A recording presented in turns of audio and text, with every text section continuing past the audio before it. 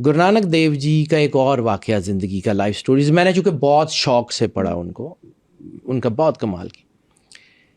एक राजा था, उसके सल्तनत में एक बाग था जो सदियों से वीरान था। वहाँ पे घास नहीं उगती थी। यानी मैंने आपको कहा ना कि तौहीद गुरु नानक ने सिखाई है, ज़िंदगी गुजारने का तरीका भी गुरु नानक ने बहुत कमाल का सिखाया। यानी हमारे पास औलिया की स्टोरियां हैं, हम अपने बुजुर्गों से सीखते हैं, लेकिन इसका ये मतलब नहीं है कि हम किसी से आंखें बंद कर लें, उनकी अच्छाई को न देखें। गुरु नानक देव जी महाराज ने जो है वो एक कहानी उनकी लाइफ स्टोरीज में से है जो मुझे बड़ी फैसिनेट करती है। एक दिन उस बादशाह के हरकारों ने उसको खबर दी कि वो जो वीरान इलाका था वो तो आबाद हो गया है, वहाँ पर तो घास है, बाग है, फल लगे हुए हैं, मोर फिर रहे हैं। वो तो जो सदियों से वीरान था उसकी तो काया पलट गई। उनका हुआ कैसे? उनके जी एक बाबा है, दो उसके खादिम है, वो वहाँ आके बैठे हैं तो उस इलाके की किस्मत बदल गई है। राजा ने कहा कि चलो मिलते हैं। उसके लिए तो शॉकिंग खबर थी। ठीक है, सैकड़ों साल राजा ने अपनी फ़ौज तैयार की, आ गया तो देखा कि हज़रत गुरु नानक देव जी महाराज एक जगह बैठे हुए हैं, उनके साथ उनके जो दो खादिम हैं, जो दोस्त हैं, जो जिन्हें प्यारे कहते हैं, भाई बाला जी और भाई मर्दाना जी, दोनों साथ हैं। तो वो आ गया, उसने गुरु नानक देव जी को प्रणाम पेश किया, जो भी उनका तरीका था उसने पेश किया और उसे कहा कि सरकार मेरे नाल चलो, को भोग करो, मेरे घर को खाना खाएं, मुझे को बरकत अता करें। तो उसने कहा, गुरु नानक देव जी ने कहा, मैं तेरे नाल चलदा, मैनू की देंगा?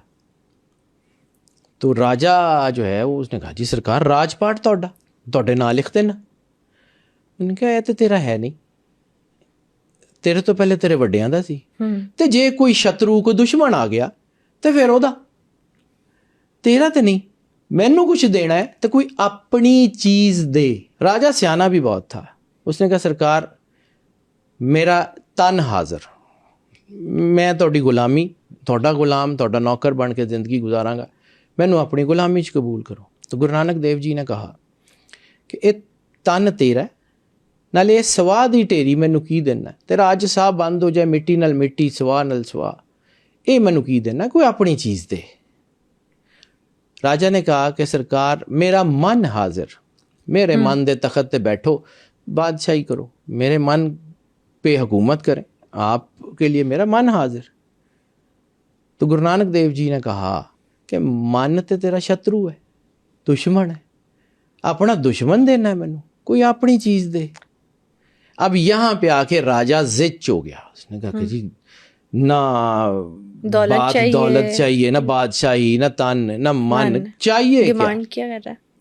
उसने फिर गुरु नानक देव जी के पैरों में जो है वो सर रखा और कहा सरकार तुसी दस दो।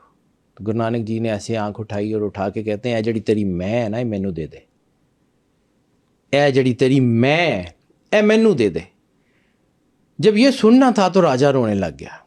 अब वो रोई जा रहा है, फौज परेशान है कि ये हुआ क्या।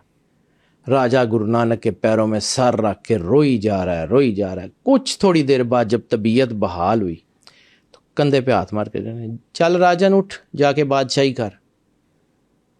उन्होंने कहा जी हुण बादशाही करन जोगा कौन, अब बादशाही करने के काबिल कौन रह गया है, जब मैं ही नहीं रही। तो गुरु नानक ने कहा कि अगला सवाल, ये जो मैंने आपको कहा था कि जिंदगी गुजारने का तरीका गुरु नानक ने समझाया, समझिए इसको। राजा ने बादशाही की दी है, उन्होंने कहा जी तोड़ी। तो कहते फिर मैं कह रहा कि जाके बादशाही कर, लोकां च अमन कायम कर, लोकां दी खिदमत कर, अपना समझ के नहीं, मालक दा समझ के खिदमत कर। This is the way of life. जिंदगी अल्लाह ने दी है, अल्लाह की अमानत है, लफ्ज़ अल्लाह ने दिए हैं, अल्लाह की अमानत है, आपकी ताकत अल्लाह ने दी है, अल्लाह की अमानत है। Use it for the betterment of the humanity.